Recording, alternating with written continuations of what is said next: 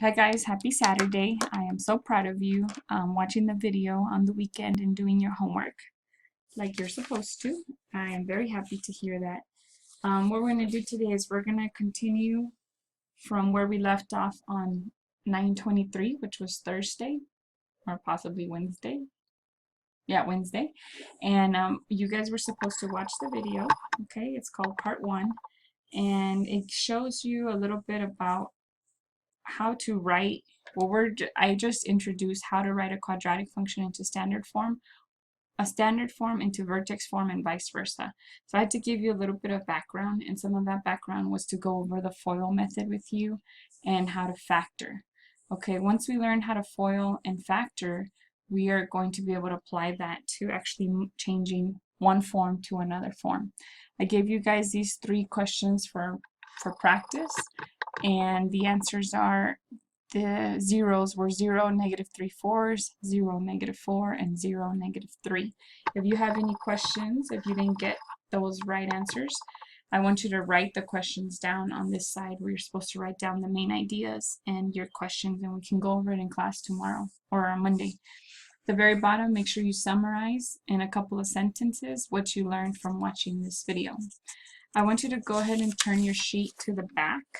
And on the back is where we're going to start or continue part 2 of this video.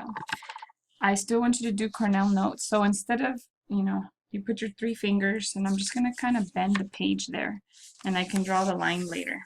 Okay, so once you bend the page, I know that that's kind of my boundary. I know that in that section is where my questions and my main ideas are going to go.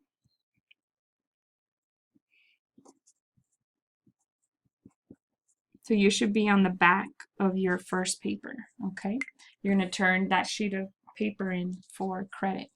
So today we're going to learn how to go from vertex form to standard form. And we know that vertex form is in the form,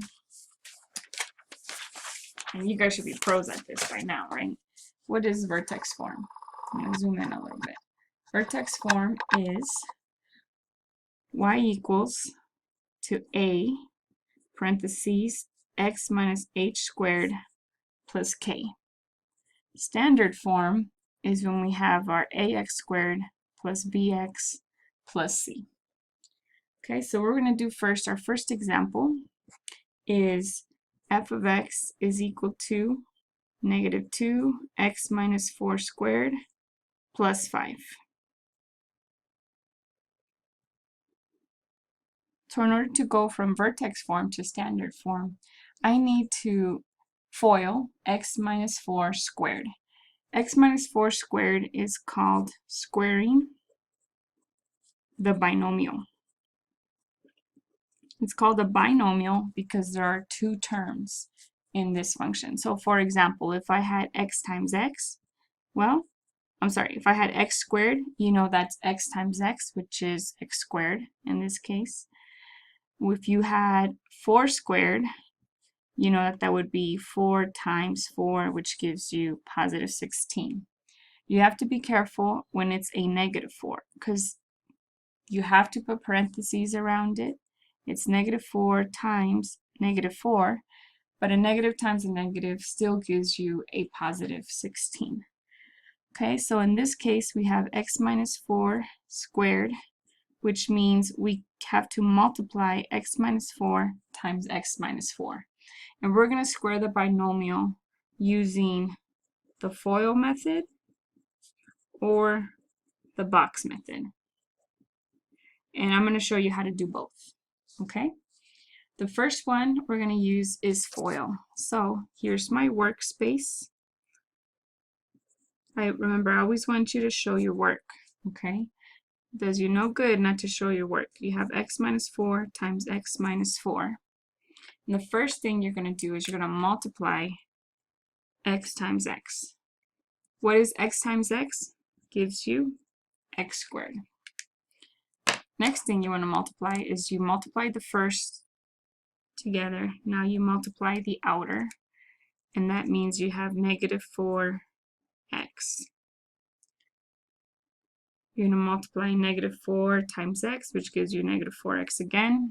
And then at the very end, you want to multiply the last two terms together, which is negative 4 times negative 4, which gives you a positive 16.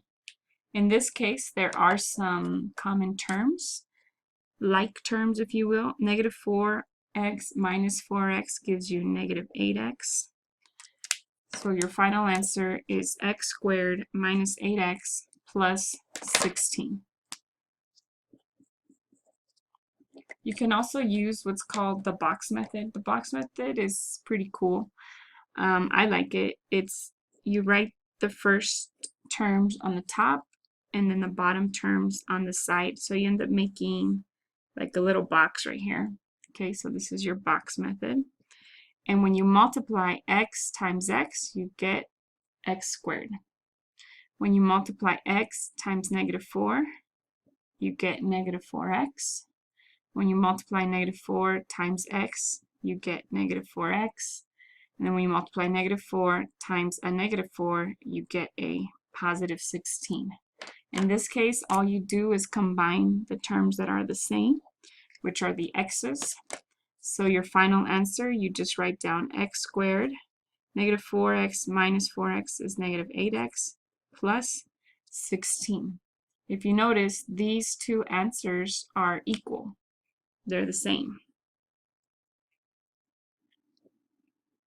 So whichever method you prefer, whether you prefer using FOIL or you prefer using the box method,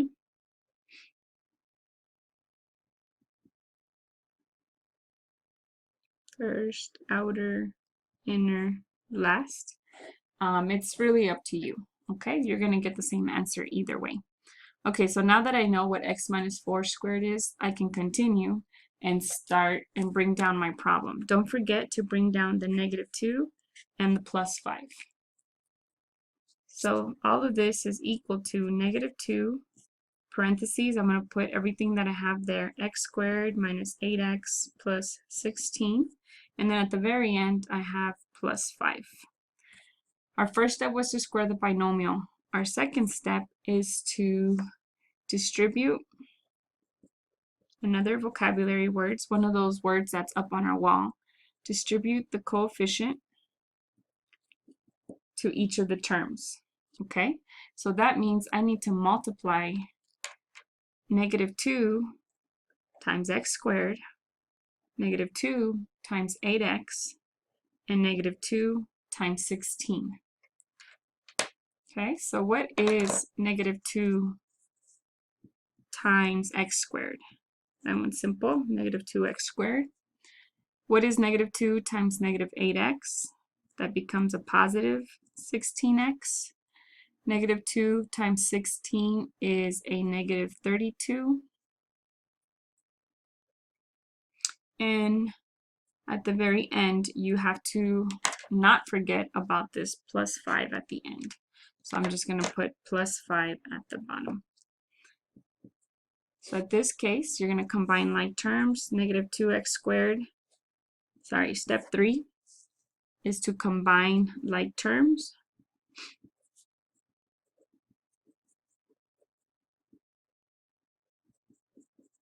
So there's nothing to combine because this is an x squared and this is an x. It doesn't have the same coefficient. The same exponent. This is an x squared, that one's an x to the power of 1. But I can combine negative 32 and plus 5. So negative 32 plus 5 gives you a negative 27. Yay! Ding, ding, ding, ding, ding. So now we transformed our graph, or we rewrote our function from a vertex form to a standard form. Once you have it in standard form, you always want to find the, I'm going to put in all of this, steps equals to standard form. So we went from vertex form, we did all our work, and we got us to standard form. That's awesome. That was our first example. So we're going to try right now again, but we're going to apply some of our old knowledge. And some of that old knowledge is to determine what A, B, and C are equal to. So in this case, what's the value of A? What is the coefficient in front of the x squared? It's -2. What is the coefficient in front of the x? You are correct, that's 16. And then what's the constant hanging out at the very end, which is -27. What's cool about when it's in standard form, you get a lot of information off of it being in standard form. The A, since A is negative, we know it's going to be face down. We know it's going to have a minimum. And then C is always your y-intercept. So we know that it's going to cross the y-axis at 0, -27. Make sure that you always write that as an ordered pair. What we don't know is what the vertex is. So in order to find the vertex, we're going to have to do a little bit of math. Okay? So the vertex we know is equal to -b divided by 2a. Or if you will, the axis of symmetry, maybe that's better. The axis of symmetry is equal to -b divided by 2a. So the opposite of b, the opposite of 16 is -16 divided by 2 times a, which is -2. So you're left with -16 divided by -4, which gives you a +4. So your vertex, or your axis of symmetry, is x equals to 4.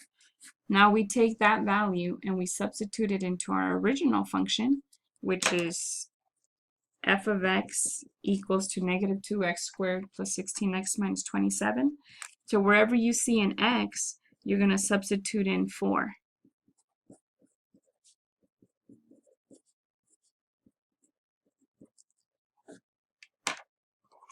Okay, and where did I get this equation from? I got it from our final answer when we moved it from a vertex form to a standard form. So what goes inside of these blanks? That's right, you're going to substitute in 4. Now you just need to simplify. We simplify by doing the exponents first. 4 squared is 16. 16 times 4 is, I don't know off the top of my head, so let's do the math on the side. 16 times 4, 6 times 4 is 24, 4, 5, 6, 64. Some of you guys can do that in your head. You're geniuses. Okay, and then what is 16 times 2? If you double $16, you get 32. -32, because one is positive, the other one's negative. We always simplify from left to right. What is -32 plus 64? So what I'm going to do is I'm going to subtract 32 from 64, which we're left with +32 minus 27 gives you 5. Ding, ding, ding, ding, ding. Okay, so your vertex, part of it came from your axis of symmetry, gives you the x value. The x value of your vertex is 4, and your y value of your vertex is 5. You have now found all the proper information for your function. Okay, we're going to move on to the next example. Example 2. Your function is 5 times x plus 2 squared minus 9. So the first thing we need to do is we need to expand or square the binomial. I'm going to use the box method, x plus 2 and then x plus 2. I know that I'm going to multiply x times x, which gives me x squared. X times 2 gives me a positive 2x. X times 2 gives me another 2x, and then a positive 2 times a positive 2 gives you a positive 4. You're going to combine the like terms, which in this case are the 2x's. So you're left with x squared plus 4x plus 4. Okay? Easy. Box method. If you like that, use it. Okay? The next one is the Foyle method. X plus 2 times x plus 2. You need to multiply the first terms together, which is x times x,